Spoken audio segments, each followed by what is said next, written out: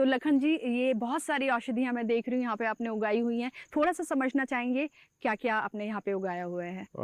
अभी आप देख रहे हैं ये है सर्पगंधा, और आपके पीछे साइड में तुलसी है, उधर एलोवेरा है। और इस तरह से अगर देखी जाए पूरे फार्म पे 200 से प्लस प्रकार की जड़ी बूटी हमने लगा रखी हैं। और बस उनकी और ऑर्गेनिक है ये जो पूरा फार्म है, इसमें किसी प्रकार के कीटनाशक या दवाइयों का प्रयोग नहीं किया गया है, ऑर्गेनिक है। और इनको हम स्वयं उगाते हैं और प्रोसेस भी करते हैं जी।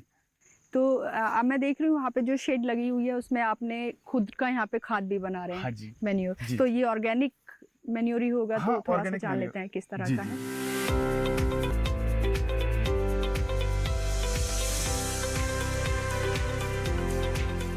जैसे हम जैविक की बात करते हैं तो जैविक का मतलब ये है कि किसी प्रकार के केमिकल खाद या केमिकल दवाई के बिना जो फार्मिंग की जाती है वो जैविक होती है। तो इसके लिए ज़रूरत तो पड़ती है, किसी भी आप पौधे को उगाएं, चाहे वो जड़ी बूटियां हों या कोई और भी, तो नेचुरली खाद की तो ज़रूरत पड़ती ही है। तो खाद यदि देसी पद्धति से बनाया गया हो तो वो ही इसमें उपयोग किया जाता है। तो ये अभी आप जो देख रहे हैं ये बर्मी कंपोस्ट तैयार हो रहा है। बर्मी कंपोस्ट यानी केंचुए से बनने वाला खाद। तो इसमें जो अधसड़ी जो खरपतवार या कुछ गोबर होता है उसको इसमें डाल के एक मिक्सचर बना के डालते हैं और फिर इसमें केंचुए छोड़े जाते हैं। तो वो लगभग 45 से 60 दिन के अंदर इसको खाने के बाद में जो वेस्ट निकलता है वो ये खाद बनता है। और इसी का हम उपयोग अपनी खेती में करते हैं। और ये बड़ा ही उपयोगी भी है और उपजाऊ ज़मीन को भी बनाता है और हर प्रकार से लाभदायक है। तो ये जो औषधीय पौधे हैं, मेडिसिनल प्लांट की जब हम फार्मिंग करते हैं तो क्या कुछ अलग तरह की देखभाल की ज़रूरत होती है जो अमूमन या आप नॉर्मल खेती करते हैं उसी तरह हो जाता है?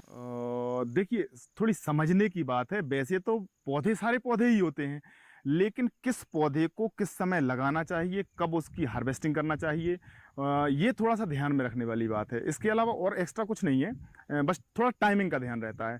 और सबसे खास बात यह है कि औषधीय पौधों में बहुत ज़्यादा खाद की भी ज़रूरत नहीं होती। तो ये कम, चाहे वो ऑर्गेनिक ही क्यों ना हो, कम खाद में भी काम चलता है। जनरली कीट पतंगे इनमें बहुत कम लगते हैं, तो वो भी किसी प्रकार की प्रॉब्लम नहीं रहती दवाइयों की। बहुत सारे लोगों का ऐसा मानना होता है कि जब अगर लाइफ में कुछ नहीं है तो खेती तो हम कभी भी कर लेंगे। खेती और डेयरी ऐसा माना जाता है कि पशुपालन और खेती कोई भी कर सकता है। लेकिन जहाँ तक जब मैं बात करती हूँ, आज मैं आपसे बात कर रही हूँ, तो शायद मुझे ये समझ में आ रहा है कि खेती में भी स्किल्स की ज़रूरत होती है, ट्रेनिंग की ज़रूरत होती है। वरना सक्सेसफुल आप कृषि में भी नहीं होंगे अगर आपके पास ट्रेनिंग या वो वाला ज्ञान नहीं है। तो बिल्कुल ये बात सही है, क्योंकि जनरली आदमी जो सोचते हैं ना कि कोई भी कर लेगा और कभी भी कर लेगा, कर तो लेगा, लेकिन क्या उससे उतना उत्पादन ले सकता है जो उसे लेना चाहिए? इसके लिए वास्तव में ही एक प्रॉपर ट्रेनिंग की या उसको समझने की बारीकियों की ज़रूरत होती है। वो क्रमशः अनुभव के साथ ही आती है। आप किसी पुस्तक को पढ़ के खेती नहीं समझ सकते। खेती तो आपको खेती करके ही सीखना पड़ेगा। चीज़ों को आप बारीकी से समझेंगे